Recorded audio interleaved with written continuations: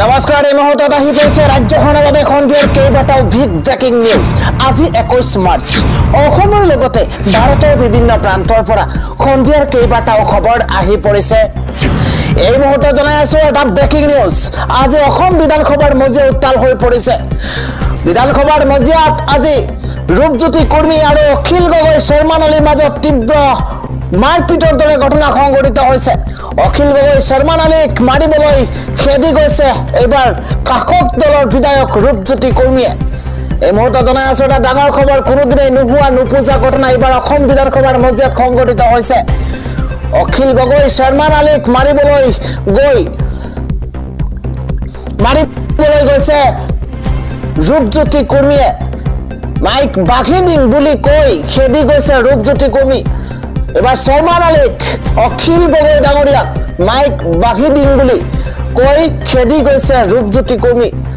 আজি বিধানসভাৰ মজিয়াত চলিত বিধানসভাৰ মজিয়াত এইদৰে এক উত্তপ্ত পৰিস্থিতিৰ ঘোষণা হৈছে। বিধায়কৰ পদমৰ্যাদা ভৰিৰে মোহাৰিছে ৰূপজ্যোতি কুৰ্মী। আপুনি এনেধৰণৰ কাণ্ডক এনেধৰণৰ কাৰ্যকলাপক আপুনি কি বুলি ক'ব? অসম বিধানসভাক কলুষিত কৰিছে ৰূপজ্যোতি কুৰ্মীয়ে। বিধায়ক হৈ থকাৰ যোগ্যতা আছে জানো ৰূপজ্যোতি কুৰ্মীৰ? যিগৰাকী ৰূপজ্যোতি কুৰ্মীয়ে বিৰোধী দলৰ বিধায়কক এইদৰে মাইক ভাগি দিম বুলি কৈ এই নিজৰ আসনৰ পৰা উঠি গৈছে আৰু ধমক দিয়া পৰিলক্ষিত হৈছে। এক প্ৰকাৰৰ মাৰিবলৈ উদ্যত হৈছে ৰূপজ্যোতি কুৰ্মী। আজিৰ সন্ধিয়াৰ পৰৱৰ্তী ডাঙৰ খবৰ হৈছে হঠাৎ অসুস্থ হৈ পৰিছে মুখ্যমন্ত্ৰী ডক্টৰ হিমন্ত বিশ্ব শৰ্মা। বুধবাৰে পলাশবাৰীৰ অনুষ্ঠানৰ পাছতে অসুস্থ হৈ পৰিছে মুখ্যমন্ত্ৰী হিমন্ত বিশ্ব শৰ্মা। বতৰৰ পৰিৱৰ্তনৰ বাবে মুখ্যমন্ত্ৰী হিমন্ত বিশ্ব শৰ্মা অসুস্থ হৈ পৰা বুলি জানিব পৰা গৈছে। আন এটা গুৰুত্বপূৰ্ণ খবৰ হৈছে আজিও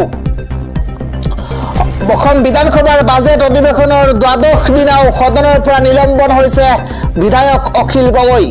মন্ত্ৰী অশোক সিংহালৰ জলসিঞ্চন বিভাগ আৰু ছুপাৰ চাকাৰৰ কেলেংকাৰীৰ বিৰুদ্ধে অভিযোগ তুলি উত্তাল হৈ পৰিছিল বিধায়কজন। আৰু তাৰ পিছতে আজিও সদনৰ পৰা নিলম্বন কৰা হৈছে অখিল গগৈক। ৰাইজ বাংলাদেশী নেকি? বিজেপি সাংসদে দুবুৰীক মিনি বাংলাদেশ বুলি কবলৈ কত সাহস পালে? এই মুহূৰ্তত জনাই আছো এটা ব্ৰেকিং নিউজ। দুবুৰীৰ ৰাইজ বাংলাদেশী নেকি? দুবুৰী অসমৰ অংগ বুলি ভাবে নে নাভাবে চৰকাৰে স্পষ্ট কৰক। দুবুৰীৰ ৰাইজ যদি বাংলাদেশী তেন্তে বাংলাদেশলৈ পঠিয়াই দিয়ক। যদি বাংলাদেশী আছে তেন্তে পঠিয়াই নিদিয়ে কিয়? এই প্ৰশ্ন উত্থাপন হৈছে। যদি বাংলাদেশী আছে তেন্তে পঠিয়াই নিদিয়ে কিয়? দুবুৰীৰ ইতিহাস নজনাকৈ আবুল তাবুল বকিছে বিজেপি সাংসদে। বিজেপি সাংসদ সুধাংশু ত্ৰিবেদীয়ে চূড়ান্ত অপমান কৰিছে ধুবুৰীক। সুধাংশু ত্ৰিবেদীয়ে ধুবুৰীক মিনি বাংলাদেশ বুলি কবলৈ কত সাহস পালে? ৰাজহুৱাকৈ ক্ষমা খুজিব লাগে বিজেপি সাংসদ সুধাংশু ত্ৰিবেদীয়ে। বিজেপি সাংসদ সুধাংশু ত্ৰিবেদীক মন্তব্যক লৈ উত্তাল অসম বিধানসভা। ধুবুৰী জিলাক মিনি বাংলাদেশ আখ্যা বিজেপি সাংসদ সুধাংশু ত্ৰিবেদীৰ।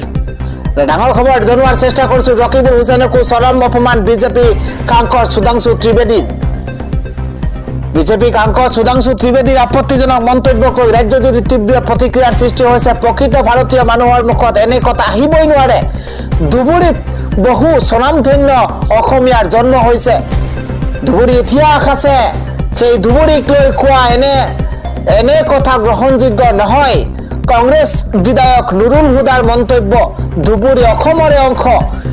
ধুবুৰীক মিনি বাংলাদেশ বুলি কৈ ধৰ্ম নিৰপেক্ষতাক অপমান কৰিছে। ধুবুৰীত যদি বাংলাদেশী আছে বহিষ্কাৰ কৰক। ইপিনে বিধায়ক কমলাক্ষ দে পুৰকায়স্থই সমৰ্থন জনালে সাংসদ সুধাংশু ত্ৰিবেদীক। তথ্য আধাৰত মন্তব্য কৰিছে সাংসদ গৰাকীয়ে। আন এটা ডাঙৰ খবৰ হৈছে অসম বিধানসভাত বিজেপিৰ বিধায়ক ৰূপজ্যোতি কুৰ্মীয়ে যি অভব্য আচৰণ কৰিছে বিধায়ক শৰ্মান আলী লগত আৰু অখিল গগৈৰ লগত, তাৰ পিছতেই প্ৰতিক্ৰিয়া প্ৰকাশ কৰিছে দুয়োগৰাকীয়ে। ৰূপজ্যোতি কুৰ্মীক গোটেই বছৰৰ বাবে নিলম্বন কৰিব লাগে এই আহ্বান জনাইছে শৰ্মান আলী। আজি অসম বিধানসভাৰ ভিতৰতে কেতিয়াও নোহোৱা নোপোজা ঘটনা ঘটি গৈছে। এনে ঘটনাৰ বাবে অধ্যক্ষই দৃষ্টান্তমূলক শাস্তি দিব লাগে। এজন বিধায়কে অন্য বিধায়কজনক মাইক ভাঙি দিয়াৰ কথা কৈছে। বিধানসভাত বিজেপি বিধায়ক ৰূপজ্যোতি কুৰ্মীৰ আচৰণক লৈ খৰব হৈ পৰিছে বিধায়ক শ্বেৰমান আলী। আন এটা ডাঙৰ খবৰ হৈছে অৱশেষত ক্ষমা খুজিছে অসম বিধানসভাৰ মজিয়াত বহুবল্কী বিধায়ক ৰূপজ্যোতি কুৰ্মীয়ে। শ্বেৰমান আলী আৰু অখিল গগৈৰ লগত হোৱা যি অভব্য আচৰণ, যি অসামাজিক আচৰণ কৰিছে, নিজৰ আসনৰ পৰা উঠি অখিল গগৈ তথা শ্বেৰমান আলীৰ আসনৰ ওচৰত গৈ যিদৰে কঠোৰ মন্তব্য কৰিছিল অসম বিধানসভাৰ মজিয়াত, তাৰ পিছতেই নিজে অনুতপ্ত হৈছে, নিজে ক্ষমা বিচাৰিছে। কিদৰে ক্ষমা বিচাৰিছে আমি প্ৰতিটো তথ্য জনোৱাৰ চেষ্টা কৰিছো। ৰূপজ্যোতি কুৰ্মীয়ে কয় যে মই অনুতপ্ত, মোৰ ডাঙৰ ভুল হৈ গ'ল। হাত জোৰ কৰি ক্ষমা বিচাৰিছে বিধায়ক ৰূপজ্যোতি কুৰ্মীয়ে। মই অনুতপ্ত, মোৰ ডাঙৰ ভুল হ'ল। এইদৰে ক্ষমা প্ৰাৰ্থনা বিচাৰিছে ৰূপজ্যোতি কুৰ্মীয়ে।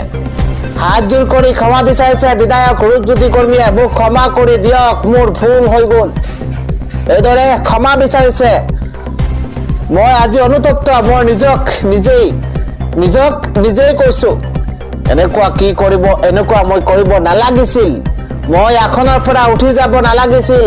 এয়া মন্তব্য ৰূপজ্যোতি কুৰ্মীয়ে যি অপমান কৰিছিল অখিল গগৈ তথা শ্বেৰমান আলীক, তাৰ পিছতে নিজে অনুতপ্ত হৈছিল আৰু এইদৰে ক্ষমা বিচাৰিছে। মই আসনৰ পৰা উঠি যাব নালাগিছিল বুলি মন্তব্য কৰিছে ৰূপজ্যোতি কুৰ্মীয়ে। মই কথা কৈ থকাৰ সময়তে বিৰোধীয়ে কথা ক'ব নালাগিছিল, মই মাইক ভাঙি দিম বুলি ক'ব নালাগিছিল। ইয়াক অৱশেষত মন্তব্য কৰিছে, অৱশেষত ক্ষমা বিচাৰিছে। মোক প্লিজ ক্ষমা কৰি দিয়ক। আৰু এইদৰে দেখিবলৈ পোৱা গৈছে অসম বিধানসভাৰ মজিয়াত ৰূপজ্যোতি কুৰ্মীয়ে এইদৰে ক্ষমা বিচৰা পৰিলক্ষিত হৈছে। পৰৱৰ্তী খবৰ হৈছে এইবাৰ এগৰাকী 3 বছৰীয়া সৈতে ভয়ংকৰ কাণ্ড কৰিছে 55 বছৰীয়া বৃদ্ধই। মানৱ সমাজক লজ্জানত কৰা এক জঘন্য কাণ্ডই জোকাৰি গৈছে সমগ্ৰ লখিমপুৰ জিলা। এজন 50 বছৰীয়া বৃদ্ধই এটি 3 বছৰীয়া কণমানিৰ সৈতে যি ভয়ংকৰ কাণ্ড কৰিছে সেয়া শুনিলে আপোনাৰো চকু কপালত উঠিব। এই নিৰ্লজ্জ ঘটনা সংঘটিত হৈছে লখিমপুৰৰ লালুকত। কল খাবলৈ ঘৰলৈ মাতি নিয়াৰ চলতে এইগৰাকী বৃদ্ধ লম্পটজনে কণমানিটোৰ সৈতে অসৎ কৰ্মৰ চৰিতাৰ্থ পূৰণৰ চেষ্টা চলাইছিল। সভ্য সমাজক লজ্জানত কৰা এই ধৰণৰ ভয়ংকৰ কাণ্ড সংঘটিত কৰিছে এইজন বৃদ্ধ লম্পটে। পিছত কণমানিটোৱে ঘৰলৈ গৈ কন্দা কটা কৰাতহে পোহৰলৈ আহিছে সমগ্ৰ ঘটনা। সম্পূৰ্ণ তথ্য জানি পোৱাৰ লগে লগেই পৰিয়ালৰ লোকে লালুক আৰক্ষী থানাত এজাহাৰ দাখিল কৰিছে আৰু উক্ত এজাহাৰৰ ভিত্তিত লালুক আৰক্ষীয়ে গ্ৰেপ্তাৰ কৰিছে লম্পট বৃদ্ধ কণ দাসক। পক্সো আইনৰ অধীনত ইতিমধ্যে আৰক্ষীয়ে গোচৰ ৰুজু কৰি কণ দাসক জেললৈ প্ৰেৰণ কৰিছে। লম্পট বৃদ্ধই সংঘটিত কৰা এনে জঘন্য ঘটনাই সমগ্ৰ লালুকতে তীব্ৰ চাঞ্চল্যৰ সৃষ্টি কৰিছে। সভ্য সমাজক লজ্জানত কৰা এনে কাণ্ড এতিয়া সকলোৱে গৰিহণা দিছে। আজিৰ সন্ধিয়াৰ পৰৱৰ্তী ডাঙৰ খবৰ হৈছে লালুকৰ হস্পিটেলত চিকিৎসকৰ অভাৱ লৈ প্ৰদেশ কংগ্ৰেছে তীব্ৰ প্ৰতিবাদ সাব্যস্ত কৰিছে। এই মুহূৰ্তত জনাই আছো ডাঙৰ খবৰ, য'তেই চিকিৎসকৰ অভাৱ ঘটিব তাতেই কংগ্ৰেছে প্ৰতিবাদ কৰিব। এই মন্তব্য ভূপেন বৰাৰ। কেৱল সিমানেই নহয়, ভূপেন বৰাই আন কেতবোৰ মন্তব্য কৰিছে। মন্ত্ৰী অশোক সিংহাল স্বাস্থ্য মন্ত্ৰী নহয়, বিল্ডাৰহে। তেওঁ চিকিৎসালয়ৰ বিল্ডিংহে বনায়, ৰাজ্যৰ স্বাস্থ্য নবনায়। হস্পিটেলত প্ৰতিবাদত অংশ লৈ এই মন্তব্য কৰিছে ভূপেন বৰাই। লালুকৰ হস্পিটেলত চিকিৎসকৰ অভাৱক লৈ প্ৰদেশ কংগ্ৰেছে তীব্ৰ প্ৰতিবাদ সাব্যস্ত কৰা পৰিলক্ষিত হৈছে। পৰৱৰ্তী খবৰটো হৈছে অহা 1 এপ্ৰিলৰ পৰা নিষ্ক্ৰিয় হৈ পৰা বা পুনৰ অন্য গ্ৰাহক প্ৰদান কৰা মোবাইল নম্বৰত কাম নকৰিব UPI সেৱা। জালিয়াতি আৰু অকৰ্তৃত্বশীল লেনদেন ৰোধ কৰিবলৈ ভাৰতীয় ৰাষ্ট্ৰীয় পেমেণ্ট কৰ্পোৰেচনে বেংক আৰু পেমেণ্ট সেৱা প্ৰদানকাৰীক এনে নম্বৰসমূহৰ সেৱা বাতিল কৰিবলৈ নিৰ্দেশ দিছে। 1 এপ্ৰিলৰ পৰা UPI সেৱা বন্ধ হৈ পৰিব কেইবাটাও মোবাইল নম্বৰত। আন এটা ডাঙৰ খবৰ হৈছে এবাৰ কৰ্তন কৰা হৈছিল চৰকাৰী কৰ্তন কৰিছিল কৰ্মচাৰী দৰমহা আৰু খঙতে জ্বলাই দিছে বাহন আৰু 4 গৰাকী লোকৰ মৃত্যু হৈছে। দৰমহা কৰ্তন কৰাৰ বাবে ভয়ংকৰ কাণ্ড সংঘটিত কৰিছে এইগৰাকী কৰ্মচাৰীয়ে। এটা কোম্পানীৰ চালকে খঙতে অগ্নিসংযোগ কৰিছে চলন্ত বাহনত। 12 জন কৰ্মচাৰী কঢ়িয়াই মিনি বাছ জ্বলাই দিছে খুদ চালকে। ভয়ংকৰ ঘটনাৰ ফলতে 4 জন ইঞ্জিনিয়াৰৰ মৃত্যু হোৱাৰ খবৰ পোৱা গৈছে। এটা দেশ জোকাৰি যোৱা ভয়ংকৰ ঘটনাৰ লগতে আন 6 জন কৰ্মচাৰী গুৰুতৰভাৱে আহত হৈছে। অগ্নিসংযোগ কৰিয়ে চলন্ত বাহনখনৰ পৰা জাপ মাৰিছে চালকজনে। কোম্পানীৰ পৰা বানচ পোৱাৰ আশা কৰিছিল জনাৰ্দন নামৰ এইগৰাকী চালকে। পিছে বানচ দিয়া দূৰৰে কথা কৰ্তন কৰিছিল চালকজনৰ দৰমহা আৰু তাকে লৈ খঙতে ভয়ংকৰ কাণ্ড সংঘটিত কৰিছে এইগৰাকী কোম্পানীৰ চালকে।